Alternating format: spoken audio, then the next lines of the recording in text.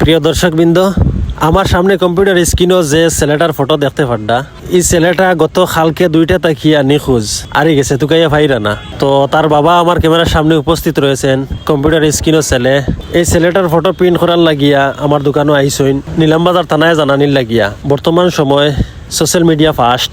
আমার এই চ্যানেলটা খোলার মূল উদ্দেশ্য হইল এটা, যদি কেউর কোনো উপকার হয় তাহলে আমি নিজে খুশি। প্রিয় দর্শক, আপনারা প্রত্যেকে সহযোগিতা করেন এই ছেলেটার লাগিয়া, এই ছেলেটা যেন তার মা বাবায় ফিরিয়া পাইন। তো ছেলেটার বাড়ি হইল 12ফঞ্জি গ্রাম, আপনারা প্রত্যেকে চিন পাইরা। ছেলের বাবা আমার সামনে উপস্থিত রয়েছেন।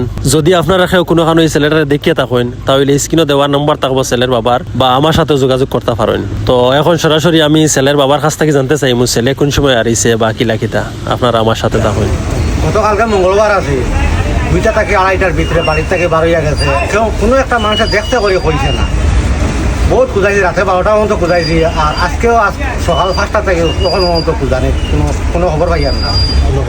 কোনো খবর আন্তর কিছু পাইয়ার না। তার বয়স কত? বয়স 19 থেকে 20 বছর ওগুলা।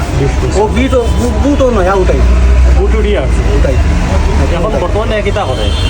ওখানে কিছু করে না, এইগুলা সিধা সিধা সাদা আলু গাছ টাইপের মানুষ। স্কুলে পড়িছেন? স্কুল 6 করে বাদ দিলি। 6 পর্যন্ত পড়িছে। তো তার বয়স হইব 19-20 বছর। তার নাম হইল একরাম। তার আধার কার্ড আপনারা সামনে দেখতে পারবা। তার বাড়ি হইল 12ফঞ্জি 2 নম্বর ওয়ার্ড। তার বাড়ি হইল 12ফঞ্জি 2 নম্বর ওয়ার্ড। 12ফঞ্জি তো আপনারা সারাই চিন পাইতরা।